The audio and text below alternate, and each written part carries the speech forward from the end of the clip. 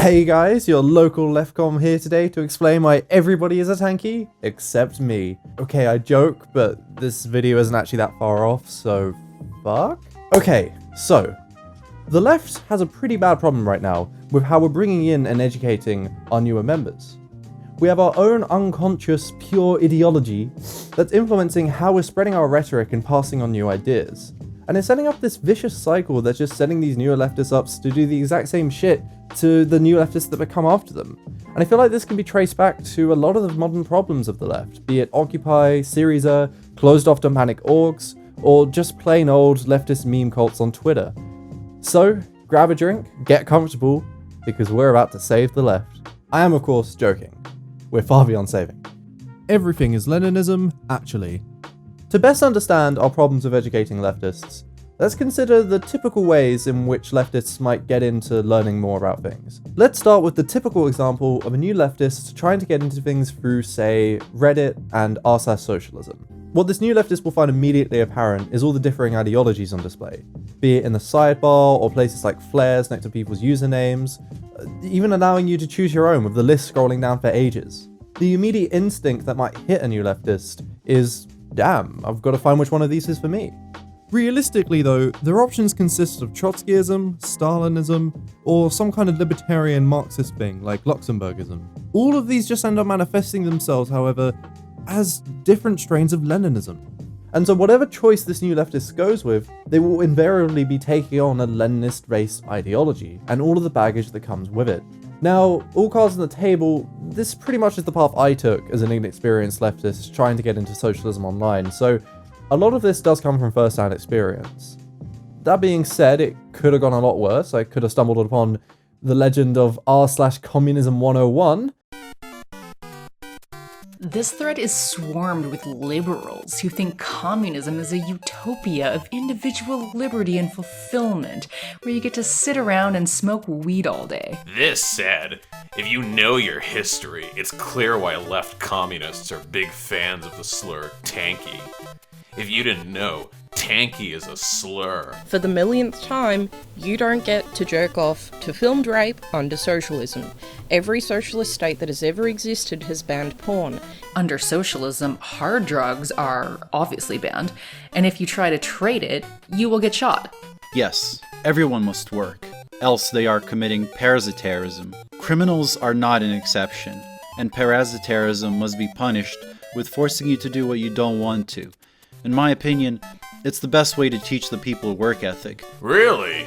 The biggest failure of Stalin was probably not to purge more. It would be similar to the suppression of any other reactionary cultural product, music, films, etc. Addicts will be sent to rehabilitation centers, where they will receive free job training, get educated about the harmful effects of drugs, and perform rehabilitative labor. But what if I film me and my girlfriend having sex with the consent of both parties? First of all, if you have to ask that, your girlfriend is most likely imaginary. Leftist subs are a fucking psyop. Now let me get something clear. When I say Leninism or Leninist biased, I don't specifically mean in the traditional sense it's often regarded as the vanguard party that's going to guide the revolutionary movement, or something that wants to take over the state for the good of the workers or whatever. If I did, then certainly council communism wouldn't fall into this at all. What I mean is specifically the interpretation of Marx and what communism actually is. For instance, socialism being a transitionary phase between capitalism and communism, or socialism and communism being two different modes of production altogether, or really just generally socialism and communism being two different things, as well as seeking to place capital in the hands of the workers such that they can expand the forces of production. You see, even if you don't consider yourself a Leninist explicitly, you might still find some of these applying to you anyway. Now, if you knew anyway and you don't specifically know what I'm talking about, then that's fine, you don't need to worry about it. The key point here is just that I'm talking about Lenin in regards to his theoretical understanding of Marx and what socialism is, not his organizational tactics or how he applied theory to his time. With Trotskyism and Marxism-Leninism, it's pretty clear how they're both Leninist. But with something like council or libertarian Marxism, you need to remember that while there does exist a mature theoretical framework behind it, the key defining feature of that is a rejection of the Leninist vanguard party. And so in practice what ends up happening is most of these libertarian or council communists will end up rejecting the organizational methods but then take on the Leninist interpretations of Marx and what socialism is, which remember is what we're talking about here. In this sense, I would even say this applies to a lot of anarchists who take on the Marx was right about everything but the state position too, because it's still in these Leninist-dominated environments that they'll learn about the rest of Marx from. That is right, I did just say anarchists are actually Leninists, don't at me. So even though a new leftist is initially overwhelmed with choice, what's unbeknownst to them is that everything they come into contact with is still based on a singular strain of Marxism. And it's not unfair to say then that Leninism is everywhere right now. But okay, what if a new leftist doesn't want to go down that route at all? What if they just want to sit back, learn about all the different types of leftisms before jumping into a specific ideology, and in the meantime they'll just remain anti-sectarian? Well, that probably is a good and smarter thing than what I did, which was of course the complete opposite, but it comes with its own pitfalls too. And I'm about to drop a hot take here, but bear with me. Anti-sectarianism is basically just the centrism of the left, right? A neutral, hear all sides out, maintaining a core set of values as inferred from their peers, but never landing on a specific label. Well, what happens when you're a regular centrist then? We can all agree that, under neoliberalism, if you declare yourself a centrist, or just not that interested in politics at all, you immediately take on the neoliberal position yourself, as to not challenge a status quo is to uphold it. When you live in a society, you can't help but have a filter on how you see the world, imparting various assertions about reality onto you. The only way to break out of that is to take on a strong ideological position yourself, no matter what it is. I mean, it's basic Zizek, right? I already am eating from the trash can all the time. The name of this trash can is ideology. The material force of ideology makes me not see what I'm effectively eating.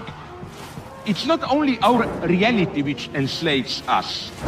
The tragedy of our predicament when we are within ideology is that when we think that we escape it into our dreams, at that point we are within ideology.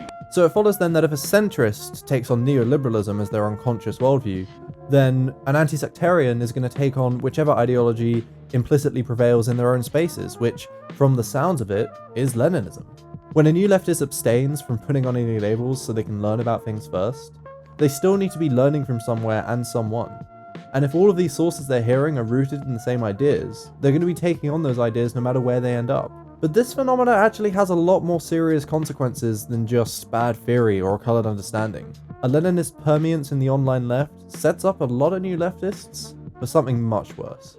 The Marxist-Leninist pipeline. Why do fascists believe that the Holocaust never happened, but wish it did? It's not just some frivolous logical inconsistency in their worldview, it's actually a necessary part of what makes modern fascism, and it's to do with how they're bought into believing the worldviews that they do.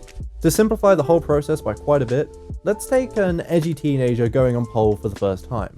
Immediately, you're flooded with infographics, memes, phrases thrown around by different posters all about Hitler and the Holocaust. Actually, it was more likely the Jews died from malnutrition from a war-torn Germany than intentional murder. It was actually physically impossible to kill that many people in that amount of time. If you already consider right-wingers to be relatively trustworthy and start taking this on, even just a little bit, it can be quite world-shattering.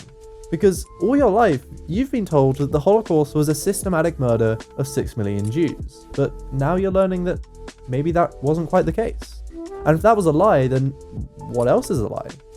Was Nazi Germany as bad as you've been told it was? Was it all just Western propaganda? And from this point on, you're already sucked in. You're ready to believe anything you're told because you already think everything you know is a lie, and you want to learn the truth. It fuels your adoption of a Nazi's view of history, as well as a Nazi's view of society. Maybe if there is this global effort to hide and distort the truth of the Holocaust, maybe the Jews really do have their hooks in society and maybe something does need to be done. Eventually, you'll reach the point where you never had to be told that the Holocaust didn't happen because you already consider it a necessary step to take anyway. Thus, the Holocaust didn't happen, but you wish it did. This is why Holocaust denial is the main entry point for modern fascism, and why the calling for and simultaneous denying of must be a necessary trait of it. Now, why am I telling you this? Well, this is a spicy take, but this is more or less exactly what happens with Stalinism today. Or Marxism-Leninism, as they insist to be called. Now, yes, comparing Stalinism and fascism on an ideological level is apples and oranges, to put it lightly, but having both received similar levels of vilification throughout the years, it does end up that people get into them in more or less similar ways. Think about it. You go from believing that the Holodomor and the Great Purge were just pure acts of evil for Stalin to assert his power, to maybe that not all the purges were totally unreasonable to secure the revolution, and maybe the famines were just unlucky rain coupled with the rapid industrialization that needed to happen anyway with the Nazis owning right next door. Once you're there, you're pretty much open to anything the wackiest of MLs tell you, to the point where you believe that the USSR was actually a gay utopia and Stalin was fucking trans. This is one really big way in that having a Leninist tinge to a movement can hurt us by simply producing more MLs. I don't believe this phenomenon would be nearly as effective if not for the Marxist-Leninist interpretation of socialism slotting in so nicely into what new leftists are being told anyway. And when new people are systematically being sucked into Stalinism, Trotskyism, or any 20th century orientated theory, it inevitably shapes the type of discourse we have as a movement as a whole, affecting all parts of the left. When all you bring people into is the same ideologies fixed in time, you end up having the same arguments fixed in time again and again. And there are so many leftists online and in real life who do nothing else but have the same debates over, was Kronstadt justified? Was Catalonia betrayed? Is platformism better than council communism? You pick a side, you rehash the same points that college kids back to the 60s have over 1,000 times, nobody changes their mind about anything, and you all go home and do the same thing the next day until you're all too tired and fucking old to care about anything and just resign to liberalism. It's a fucking curse among the left that saps us of any real energy, and a big part of why we haven't moved past these spheres of discussion is because we haven't moved past Lenin. And you see, there's an even bigger problem with this too, because when our ideas don't change, our organizational methods don't change, and that leaves us with our last problem. Shit don't work. Face it guys, shit does not work for the left right now. We're stuck, we're out of ideas, and we're just reproducing the same conditions for newer leftists to keep us in these feedback loops. These are higher level problems that aren't directly related to everything I've been talking about up to now, but I do feel when you bring it back down again, it is this historical Leninist residue that does contribute largely to these problems. I mean, let's look at the options we have as the left right now. After the 2008 crash, we saw a revival of leftist politics after what was supposedly the end of history. And what this can be summarized as was Occupy and Syriza. Occupy, the raw, angry outcry against the capitalist system that failed us, which essentially amounted to camping out into the streets for a little bit, followed by an inevitable fizzling out. All the while, no one quite sure exactly what they were there to do or what they might be demanding. It was essentially the live reenactment of that one comic where the anarchists go out into the streets, only to then ask, now what? And then there was Syriza, the far-left party in Greece who came to power promising to stand up to the austerity of the EU, followed by immediate capitulation, and whose failure was, I'm fairly sure, the precise moment that Zizek's hope for the world was snuffed out. In fact, some of the only leftist currents we can see in the West today can only be seen in Antifa, who, let's face it, are just a project for the preservation of liberalism which births the fascism they're fighting against in the first place. This isn't necessarily a condemnation of them, I do think they're important, but we have to admit we can't look at them for a genuine communist movement. As I've explained before, there's nothing about Antifa that actually defines them as a political movement with their own goals. They're just an amalgamation of different groups united against fighting fascism in local territory. This lack of options has caused a lot of leftists to start looking for even further existing alternatives. Some calling for a return back to the good old days of leftism, where communists were still chiseled steel workers rather than soy boys like myself, i.e. a return to revolutionary organizations. You know, that sea of three-letter names that all more or less think the same thing, besides disagreements of interpretations over a single Trotsky quote. I'd actually joined one at one point called the International Marxist Tendency, or IMT, a group mainly active on UK university campuses who try and act as the fringe of the Labour Party. Honestly, based on my experiences, I feel like the IMT are probably one of the best options out there for leftist orgs, but that's the problem. Orgs are probably one of the biggest examples of the historical problems of the left systemically being taught and passed down to new leftists, which then carry on the cycle. And honestly, again, most of my experience with the IMT were largely positive, and it's full of genuinely lovely people, with the young ones especially having their hearts in the right places. But there are still many problems. I think the biggest offense is probably the live action role-playing. These guys go around calling each other comrade, draping everything in Soviet imagery, selling fucking newspapers. Like, fuck man, it is the current year. It's no surprise then that their focus on politics and discourse often reflect this. Modern orgs are by far the biggest example of this endless rehashing of 20th century debates. Lenin versus anarchists, Trotsky versus Stalin, Trotsky versus Trotsky. It just goes on and there's no end to this. There isn't designed to be, and it's much like the online left we described earlier. But the difference is, unlike the online left, who have only do this for usually months at a time, orgs have been doing this for decades. I even remember going to a Marxist Student Federation conference once, which is run by the IMT with the help of a few other orgs as well, and the whole conference was just focused on why Lenin did literally nothing wrong actually. And if that wasn't proof enough, at one point another org got up and started having a go at the IMT for, I think, killing a bunch of them 100 years ago in Russia. This is the level of shit-flinging we're on here.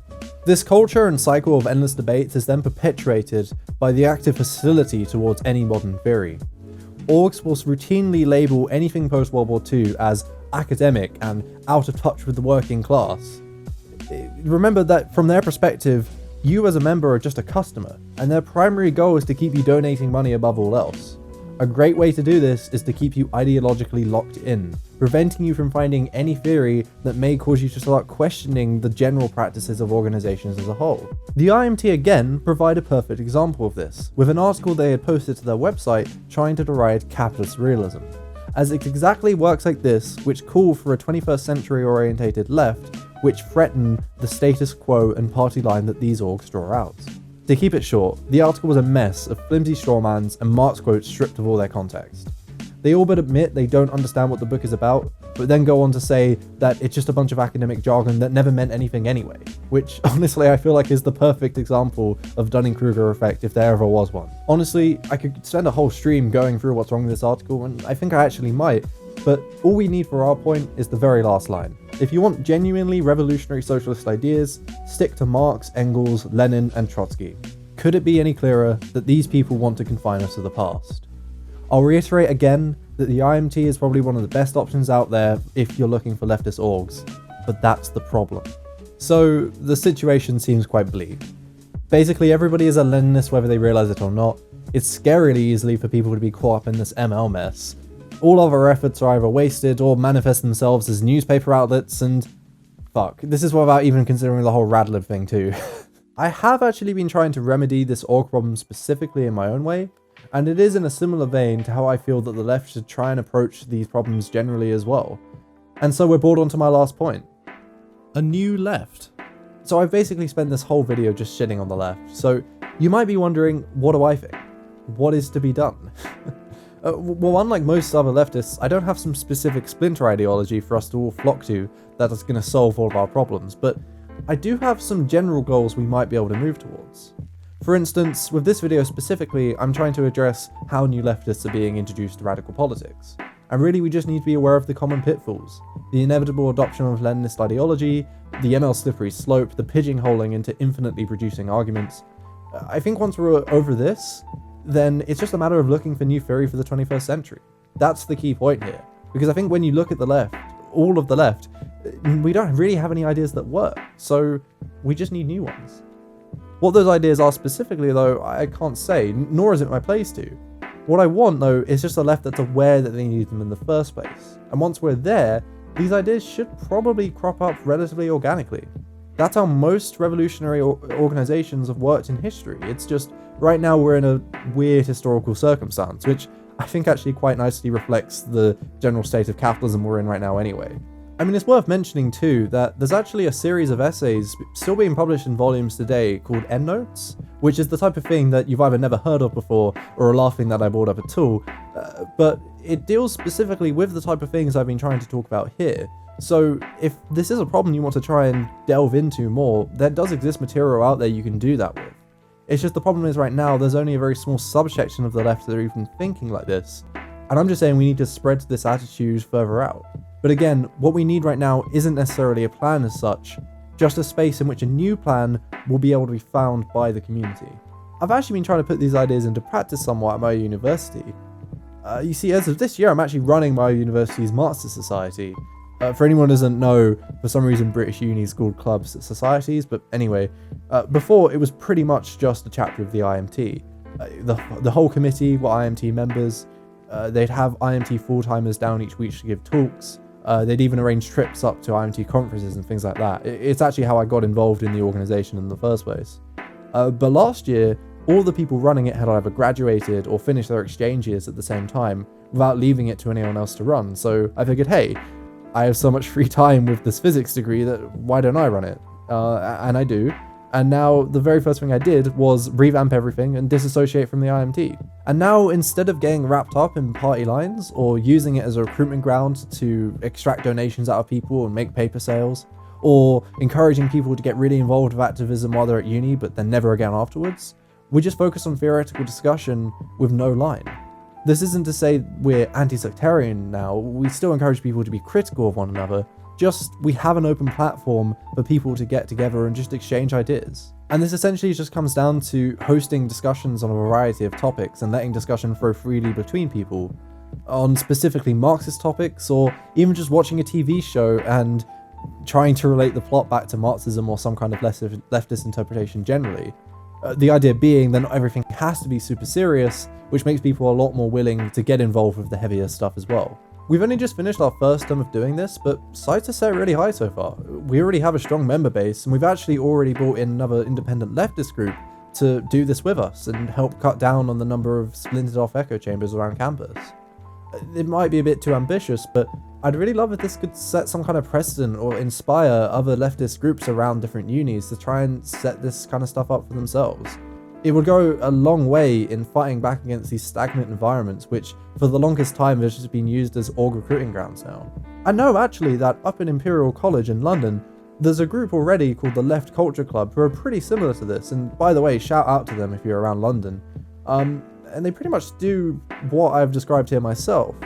And I think the reason something like that can exist at Imperial is because there just isn't as much competition from other orgs trying to get their hands on the malleable first years. And so instead you just have a group of leftists who get together to discuss ideas and events, which is what I've tried to set up myself. The point I'm trying to make here is showing that what I'm advocating for the left isn't just some abstract hand-wavy thing or an excuse to just shit on everything that already exists. It's something I genuinely believe we can, and in some places already are, striving for. And it's also something I want to try and push with my presence online in whatever little way I can as well. And I hope that after watching this video, you will as well.